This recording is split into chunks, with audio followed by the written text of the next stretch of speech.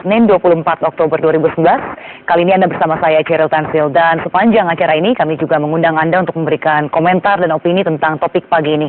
Seperti biasa Anda bisa menghubungi kami di 021583022 atau juga SMS di 08111407772. Dan yang akan hadir untuk membedah topik pagi ini bersama saya adalah salah seorang anggota Dewan Redaksi Media Group, Usman Kangsong. Sebelumnya pemirsa, mari kita saksikan terlebih dahulu yang menjadi tayangan untuk editorial pagi ini. Kami mengambil tajuk Kekayaan Orang Indonesia. Selamat menyaksikan.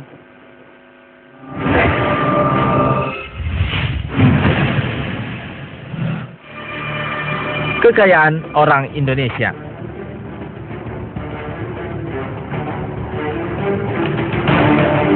Kekayaan total individu di Indonesia melonjak dalam kurun waktu 1,5 tahun sejak Januari 2010 hingga Juni 2011.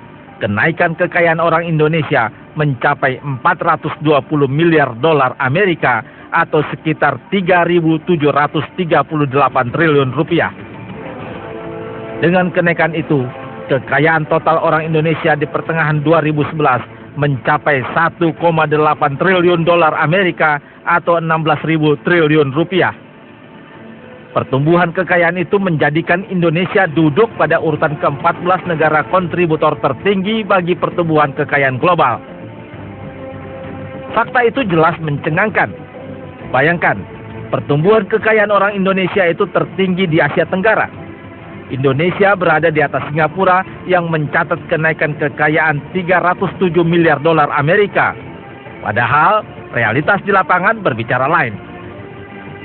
Dalam peringatan 2 tahun pemerintahan Presiden Susilo Bambang Yudhoyono dan Wakil Presiden Budiono, mahasiswa justru kembali turun ke jalan untuk menyatakan pemerintah gagal menyejahterakan rakyat. Para tokoh agama juga menyampaikan keprihatinan karena kemiskinan kian mencekik rakyat.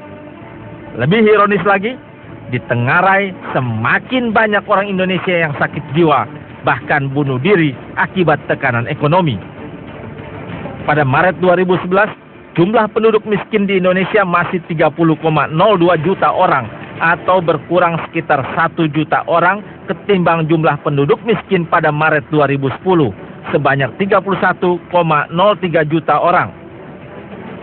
Sepertinya fakta itu menggembirakan. Ternyata tidak. Jumlah penduduk hampir miskin pada 2011 justru meningkat sekitar 5 juta orang menjadi 27,12 juta. Jadi peningkatan kekayaan orang Indonesia cuma dinikmati segelintir orang. Jurang kaya dan miskin semakin menganga. Kue kekayaan seharusnya bisa turut dinikmati sebanyak-banyaknya rakyat Indonesia. Untuk itu, diperlukan kebijakan negara yang mampu mengoreksi ketimpangan itu. Negara tentu saja bisa menerapkan pajak progresif terhadap orang kaya di satu pihak dan memberi santunan sosial gratis bagi orang miskin dan penganggur di lain pihak. Semakin banyak mobil dan rumah pribadi yang dimiliki, semakin besar pajak yang dikenakan, yang kemudian dipergunakan untuk membangun rumah dan transportasi murah bagi rakyat. Fakir miskin ditanggung negara yang diperintahkan konstitusi, sampai hari ini hanya indah sebagai teks. Belum ada Presiden Republik ini, termasuk Presiden Yudhoyono yang terlama memimpin di era reformasi, berhasil melaksanakannya. Yang terjadi justru sebaliknya, yaitu lebih banyak orang kaya ditanggung negara dengan berbagai kemudahan dan kemewahan. Saat mereka masuk penjara karena korupsi, negara bahkan memberi kamar khusus dan remisi khusus. Ya pemirsa, itu dia masalah kemiskinan yang kita angkat untuk pagi ini. Dan tentunya Anda juga bisa bergabung nanti di 021583022. Seperti biasa nanti kami akan buka line telepon kami 2 segmen dari sekarang. Baik pemirsa, kita akan segera berlanjut tapi usai jeda yang satu ini.